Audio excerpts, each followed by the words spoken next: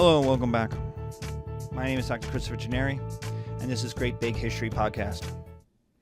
In this episode, we do the Peloponnesian War, or at least part of it. Now, the Peloponnesian War lasts from 431 to 404 BC. Notice that's roughly 30 years. Now, there's a little piece in the middle of it, but for the most part, they're at war. Now, remember when we were talking about the phalanx, when we talked about an afternoon of war, a weekend of war? Even the Persian invasion was over in a year. So this should tell you something. The Peloponnesian War lasting 30 years tells you just how devastating, just how destructive, just how total for these societies this war was. And it happens in four stages. The first is stalemate. From 431 to 421, basically you get a stalemate. Athens has the navy, Sparta has the army.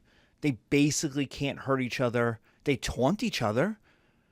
The Athenians invade some islands off the coast of Sparta. Sparta is not Sparta's a land power. It's not a naval power. It's not near the water, but it had men on forts and some islands, and the Athenians will capture them. The Spartans will walk into Arcadia, the Athens land, and try to set it on fire every year and basically just be like, come and fight us. Come, we're right here. But mostly they can't hurt each other. So what do? They attack the weak allies. And so most cities in Greece are burned. Because sooner or later, the Spartans are going to show up and go, you're allied with Athens? They can't protect you, and boom, burn your city. That happens to Plataea, for example, Platea. What also happens is the Athenians show up and say, oh, you're working with the Spartans, or you want to work with the Spartans? Well, we have the navy. We can go anywhere. We're going to burn you. And so they burn those cities down. So Greece is exhausted. Cities that didn't want to be involved get involved, because you're not allowed to be neutral in this war. You're either with us or you're against us. So Greece is exhausted. The money spent all goes to the military. It's ground up. Small cities are destroyed.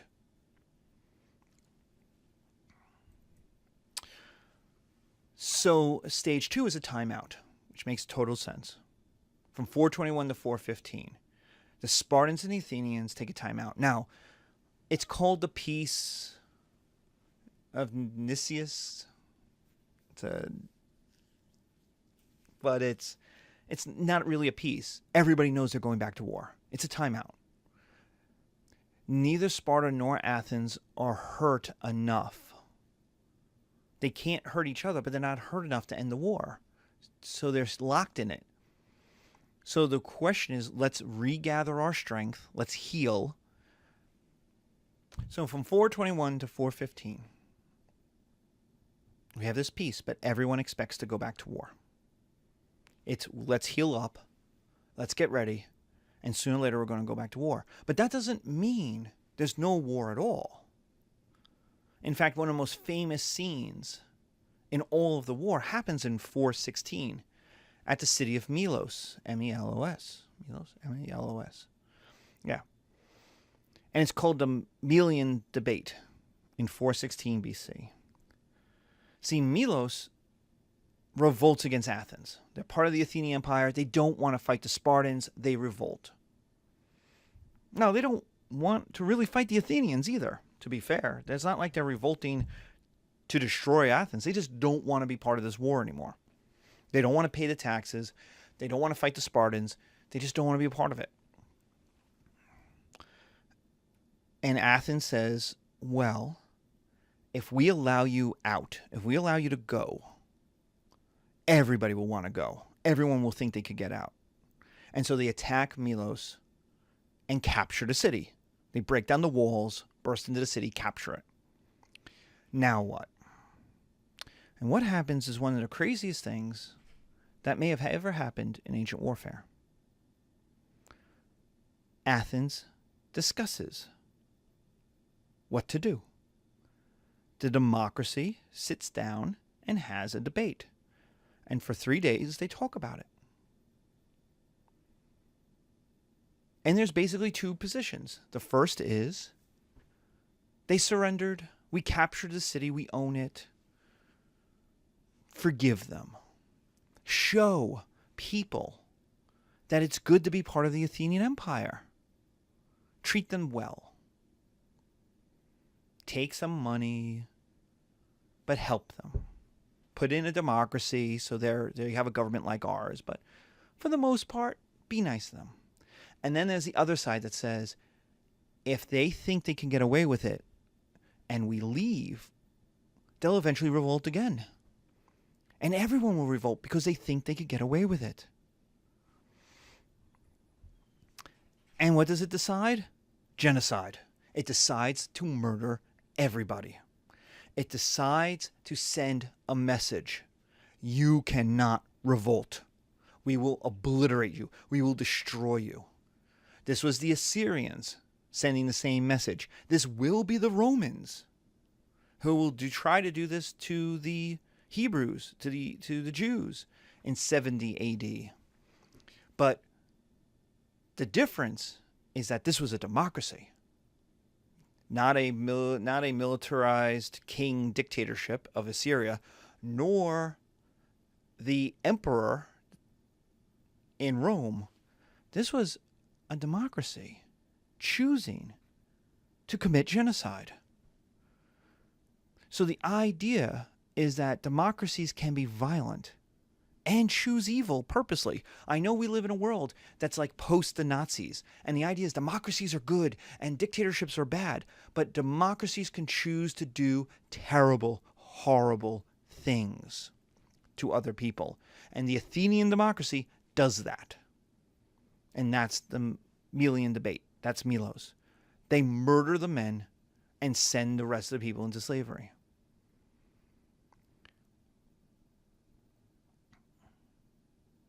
Now, it doesn't work out for the Athenians because the guys who were saying be nice turned out to be right. Because what it meant was if anybody revolted, they would fight to the last person because now they know they were going to be butchered. They were going to have a genocide. They were going to all be murdered. So kind of like the Hebrews at Masada during the Jewish revolt, Masada, up on the mountain, waiting for the Romans to come and murder them. They'd rather commit suicide than be murdered by the Romans. That's what happened. They fought to the last man. They fought to the last possible moment of fighting. And you get one of the most famous phrases in all of politics from Thucydides. Because as this debate finishes and they decide, murder everybody, send the word to murder everybody, the Milesians who were there, who gave testimony, well, why? Because once it turned to like, we should commit genocide, it was like, whoa, that's crazy. Like, we'll pay you taxes. Like this is crazy. And so the Milesians were there, like not all of them. They had representatives who were like, whoa, let's kind of talk you out of this. And the response was from an Athenian, right.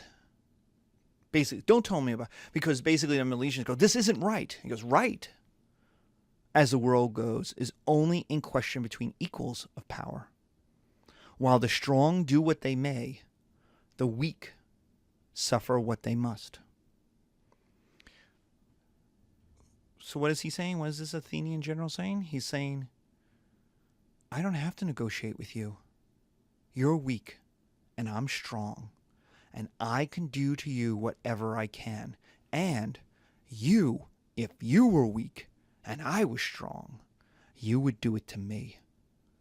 Concepts of rightness, of equality, only matter between people of, or societies of equal power. But we're strong and you're weak. And we can do what we want. And you suffer what you will. And that is basically in that phrase the start of Realpolitik. The German concept that's going to be, especially from 1648 on, or is also an Italian concept from the Renaissance, is you do what you have to do. Who's the Italian, not Metternich, though he believed in it too, who wrote The Prince, is basically the father of the modern version of this. Is a state does what it has to do. If it has to murder lots of people, it murders lots of people. If it has to take rights away, if it has to give rights, it does what it has to do to have power. This is the start of that concept. That you take the world as it is, not how you'd like it to be, and you deal with it as it is. Well, you could understand after murdering lots of people and selling the rest into slavery in Egypt or wherever, people weren't very happy with Athens.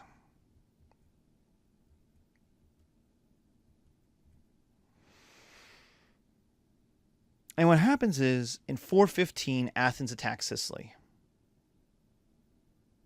And you should go, whoa, whoa, whoa, Professor, what? Huh? First, isn't there a peace? Yes. Second, isn't Sicily really far away from Greece? And I'd say, by boat in the ancient world? Yeah, it's like 3 or 4 days. It's scary to get out there because there's a day or two where you're not near, where you're out on the water. If you're trying to get there, trying to get to southern Italy, like you're not near the shore. And these are ships that were not built for the oceans. They could be easily sunk by a storm. So there's a couple of days where, like 1 or 2 days, where you don't see land. So what is Athens doing? Well, it turns out that there's a Sicilian war going on. So while there's a Peloponnesian war, there turns out to be a big Sicilian war. All the cities in Sicily are fighting each other. Totally separate. And remember, Sicily and southern Italy are Greek. They're part of the Greek world. There's no Italians. There's no Romans. It's part of the Greek world. And so they're all at war with each other. And what they all do is call in their friends. Now, most Sicilian cities are related to Spartans, Peloponnesians. And so they call them in. They're like, hey, Sparta, come and help us. And the Spartans like, I don't know about that. But other people go, well, if you're calling in the Spartans, I'm going to call in the Athenians. I'm not related to them, but, the enemy of my enemy is my friend.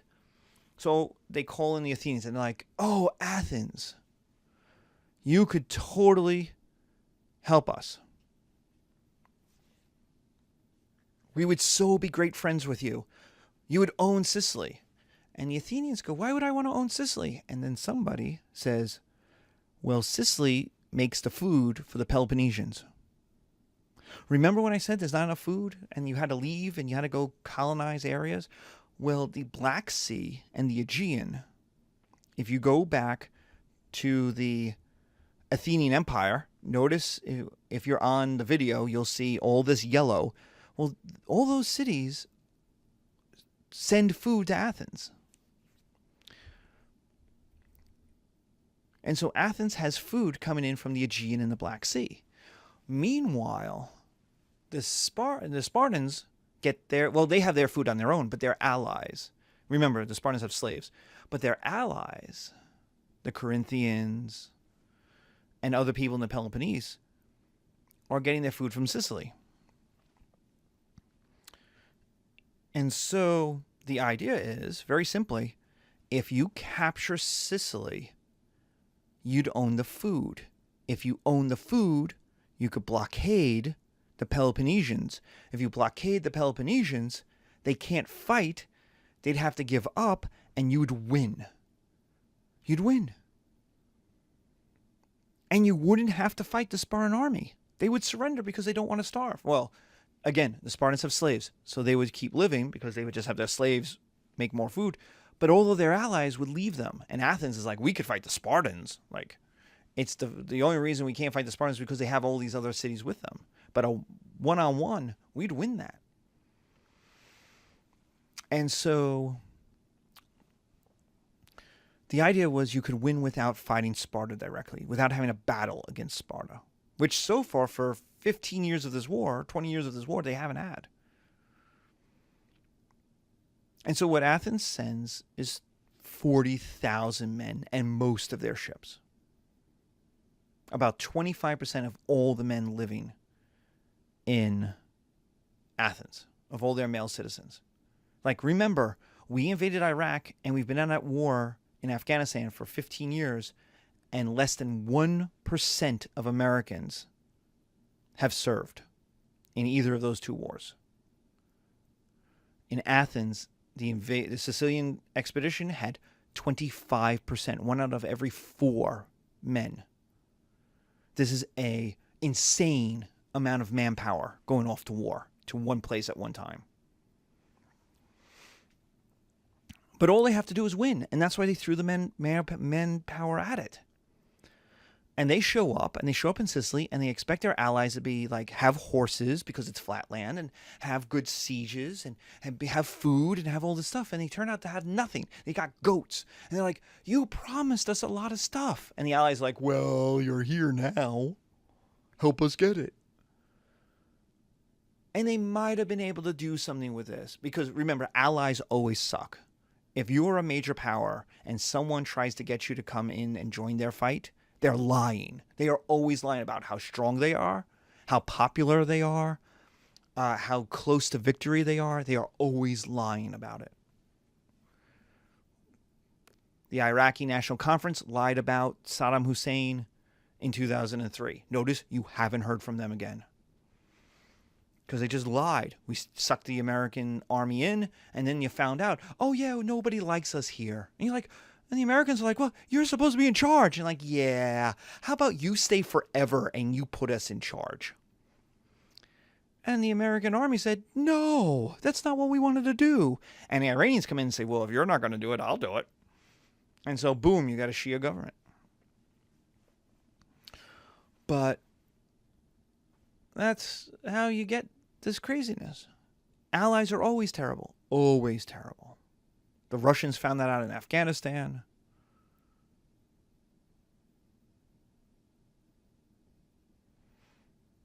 So, it's a disaster. If they had won the Battle of Syracuse, if they had won the battle in Sicily, they would have won the Peloponnesian War, and you would have gotten an Athenian empire, and everything would have been great, and Athens would have unified Greece, and it would have been wonderful, and you'd have democracy, and you'd have freedom, and you'd have literature, and poetry, and philosophy, and this great kingdom would have existed. You probably wouldn't have had an Alexander the Great.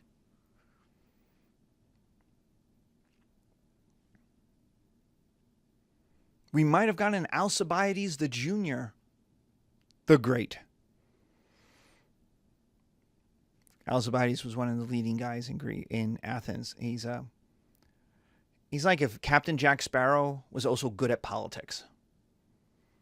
He's a fascinating. Alcibiades is a fascinating character because he's right. He keeps being right on the politics.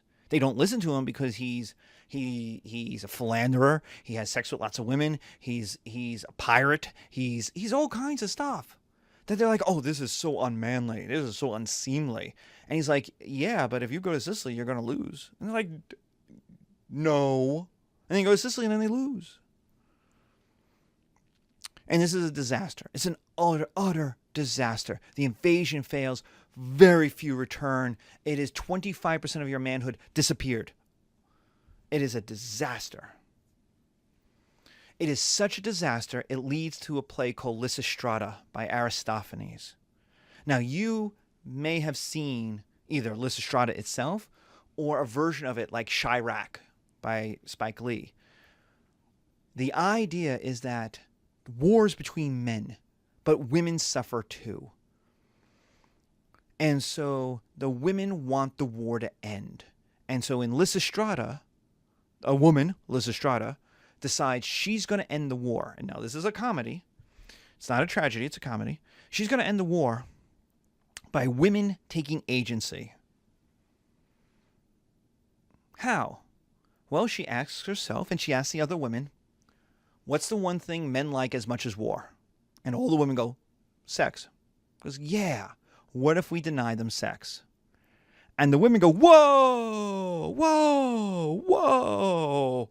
That sounds like it's way worse for me than it is for him. Because you have to realize, we live in a world of Christian morality, of Victorian sexuality, We live in a world that's just breaking away from those two things. We live in a world where men want and desire sex, and women withhold it and or are the gatekeepers of it.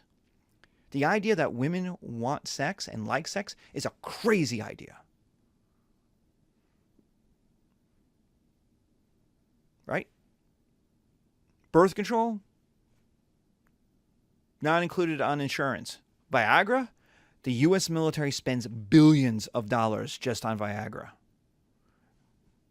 Men sex, women not sex. Goes back to the Victorian era. It's a thing. We'll talk about it in 102. But the Greek world was opposite. Women wanted sex because they wanted to have babies. They wanted to be moms. They wanted sex. They were hormonal. The men, on the other hand, don't want sex. Why? Because if you're having sex, you're not a philosopher. You can't be philosophizing. You can't do any work. This is very Freudian, by the way. Freud will pick up on this. But the idea is you can't build the pyramids if you're having sex. You can't conquer an empire if you're having sex. You can't write a book. You can't, and Cicero will complain. You can read Cicero and he's like, oh my God, my wife won't leave me alone. I just want to write my philosophy. Just leave me alone, woman. I just want to write my philosophy treatise. That's Cicero in Rome. If you read these books, you get men are henpecked by women, and the women want to have sex. But remember, women aren't women till they have children. Women are girls. Women are useless until they have children. They're not in the club until they have children. And you will realize this, ladies, if you haven't already. Your mom, the women in your family will treat you differently the moment you have a child. Up until that point, you're just a girl. You don't really know. It's nice. You're playing house. Oh, you're married? You're playing house. When are you going to have kids? You're a pretender. The moment you have a child and you're like, I went through 20 hours of labor. They're like, uh-huh. Now you know what it's like. And now come, sit at the table. Let's talk. Let's talk.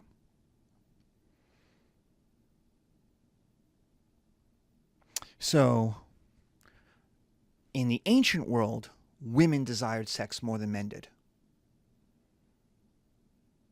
Men were in the heart. Men were not in the heart. Men were in the head. They were philosophical. Women were the emotions. Women were biological. And so the women go, whoa, Lysistrata, you crazy girl. And she's like, no.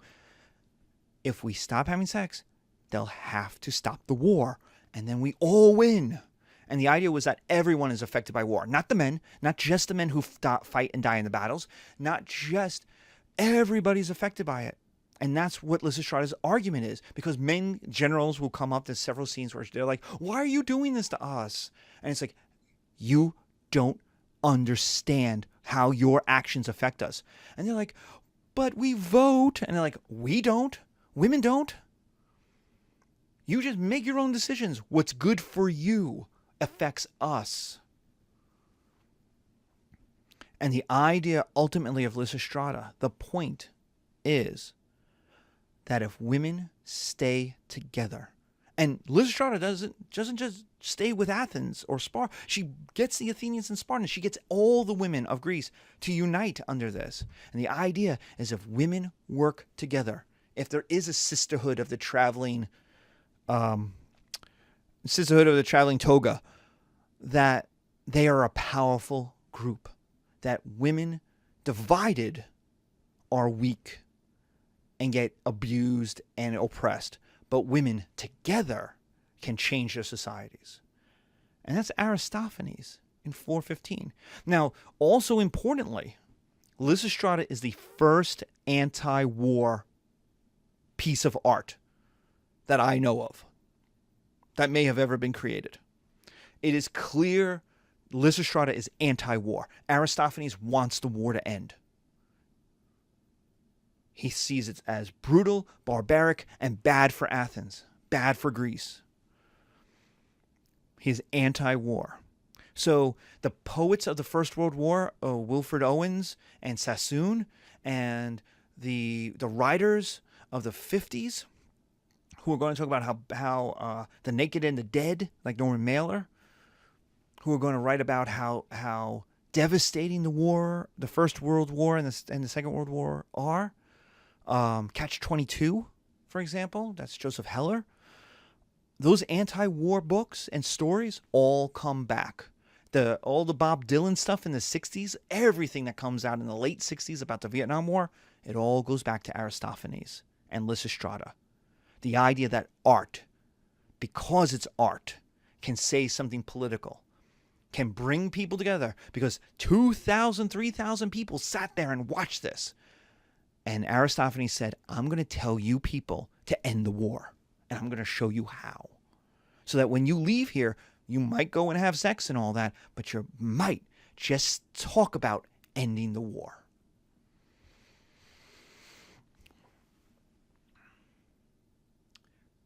That play might have been a little too late. Because with the destruction of the army in Sicily, which Aristophanes is writing in response to, everybody goes after Athens. And this is the bloodbath in Aegean. Stage 4 is the bloodbath in Aegean. From 411 to 404. 100,000 Greeks will be killed in the battles that are going to come. 10% of all Greek-speaking people will drown in the next 10 years. Why? Well, because to defeat Athens, they're going to have to destroy that navy. Everyone now realizes it. Athens will not surrender. Athens will not put down its arms. Athens is the problem. We're going to have to destroy that navy. We're going to have to destroy that democracy. We are going to defeat Athens. You have to beat the navy. Just like Aeschylus said, right? The wooden wall of Athens is impregnable. You have to defeat that navy. The problem is no one's got a navy. So we got to build a navy. Sparta doesn't have one. And the Peloponnesian League people who did, like Corinth, watched the Athenians smash their navy during the war, during the last 25 years. And so we're going to have to build a navy. And the problem is we're going to build a navy and Athens is going to smash it and kill lots of people. Because they're better than we are. They have better ships. They have better technology. They have better people. They have better sailors. They have better rowers. So we're going to have to build another one. And they're going to smash that one. And we're going to have to build another one. And they're going to smash that one. So what do we do? Who has all this wood? Who has availability of manpower? Who has all the money to buy all this stuff? And turns out, and who has all of that and dislikes Athens? Well, it turns out there's one country, city, country, empire, who has plenty of wood, plenty of sailors, plenty of money, and hates Athens. And that's Persia. And so what happens is the Spartans go to the Persians and make a deal. Help us defeat Athens. Now remember, 60 years earlier, the Spartans and the Athenians fought together to save Greece from slavery of Persia. And now Sparta was going to the Persians and saying, help us. And the Persians said, you give us Ionia. You know those 25 cities on the coast? That's Athens took from us? We're taking them back. You don't try to stop us. And Sparta said, sure, you can have them. And Persia said, we are going to want to hire Greeks into our army as mercenaries, and you're going to let us. And the Spartans said, sure, no problem. Do we get our ships? And Persia said, hell yeah, you get your ships. And so what happens is the Persians help build a fleet. They spot the money for Sparta to pay the rowers. And they go out and Athens will smash that fleet. And they'll do it again, and Athens will smash that fleet. And they'll do it again, and Athens will smash that fleet. But every time there's a naval battle, Athens loses 3 ships, 2 ships, 4 ships, which doesn't sound like a lot. But Athens doesn't have the money or the manpower to replace those experienced crews.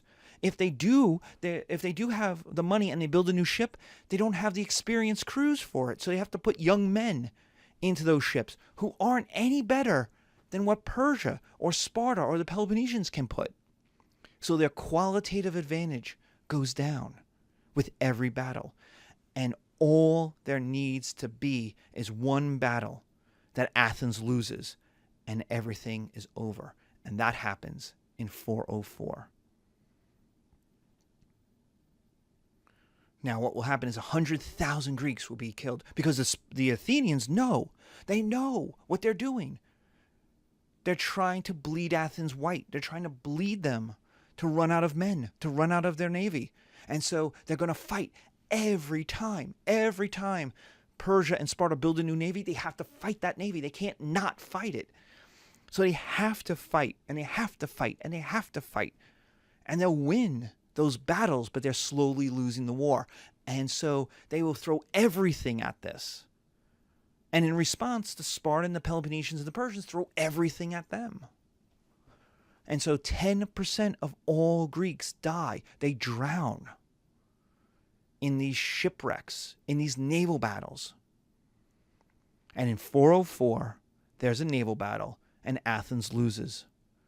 And the result is that a Spartan admiral at the head of a Persian-built fleet sails into Athens and ends the only pure democracy that has ever existed in the history of Earth.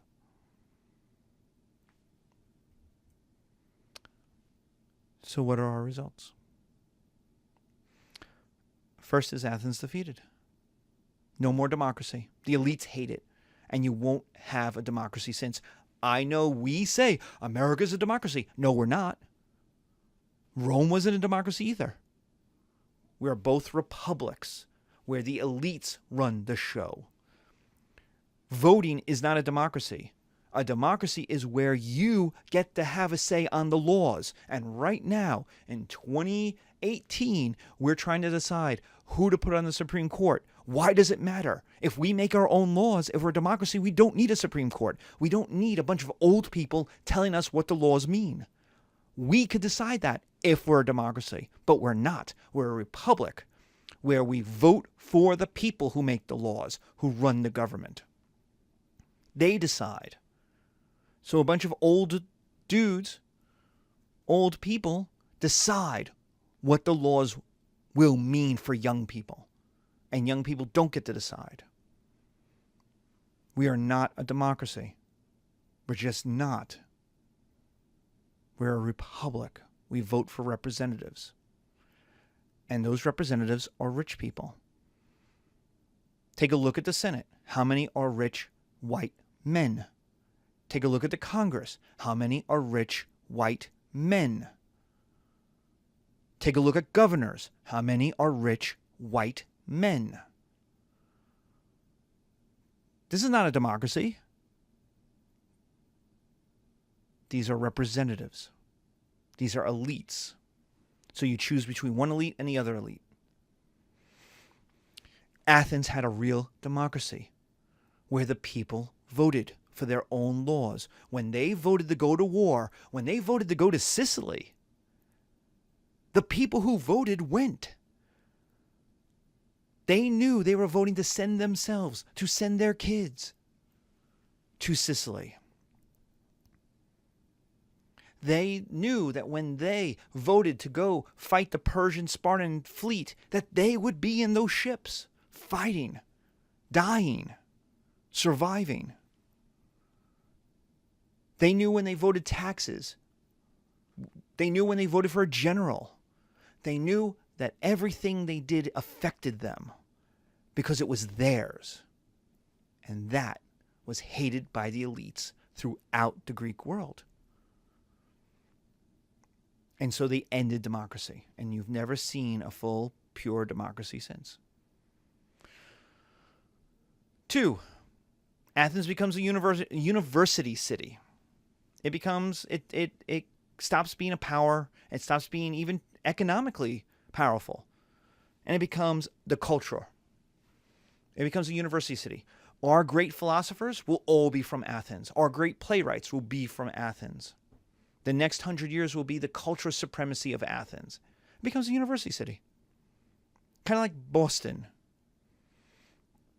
with its, how many, 36 universities? You know, the population of Boston increases something like 25% in September and decreases 25% in June. Now, I could be wrong that it's that high, but I remember there's so many universities in Boston that the population just swells and then it recedes like the tide. So, why does this matter? This matters because culture turns out to be more important than politics, more long-lasting. We care about the Athenians. We care about their democracy. We care about their plays. Nobody cares about the Spartans. They left nothing behind. We have Athenian writers, Athenian philosophers. We have no Spartan thinkers. We have Thucydides, an Athenian, telling us the military history of the war, and he lost. We don't have the Spartan side of that. Third is we get philosophy. Why did we lose? How is it possible that we lost? We're Athens. We're awesome. How did we lose? So Athens recedes into a cultural city. Less and less and less important politically or economically, which is bad for Greece. It also doesn't end the wars. Athens is defeated, and at the very end, Sparta looks at Thebes and goes, all right, now I'm in charge. And Thebes goes, oh yeah? I didn't fight all this time to get rid of Athens just to replace it with you. I did not, as the saying goes, get rid of a mistress to impose on myself a master. And so Sparta versus Thebes fight each other, and then Thebes versus Macedonia. And in 375, Thebes will march down to Sparta, fight a battle at Lucretia, Leuctra, smash the Spartan army, free the Helots, and end Sparta. Sparta ceases to exist for any real... I mean, there's technically a Sparta, but it's almost like a Disneyland. It's a shell of itself. Nobody cares about it anymore. The Macedonians certainly don't care. The Macedonians care so little about Sparta, they don't even go and obliterate it, invade it when it revolts. They don't even care. To make any money, Sparta starts renting out its generals. Like, it is like, it's been there, done that. But Sparta's done after 375. It's smashed. But this also gives rise to Macedonia in the north, because Athens used to control, not Macedon, but control all the Greek cities up there. And now without Athens being politically powerful, Macedonia starts to expand and absorb those Greek cities. It beats up on the Thracians. It finally, with the Greek money and Greek technology, beats up on the Thracians, protecting its northern border. And suddenly, Philip II builds an army and invades Greece and conquers Greece. So the idea is only Greeks can destroy Greek civilization. The Persians couldn't do it. Mesopotamians couldn't do it. Egyptians couldn't do it. But the Greeks did it to themselves. In our next episode, we're going to talk a little bit, we're going to have a short one about Alexander and how Alexander conquers the world and how Hellenism spreads Greek culture throughout the ancient world.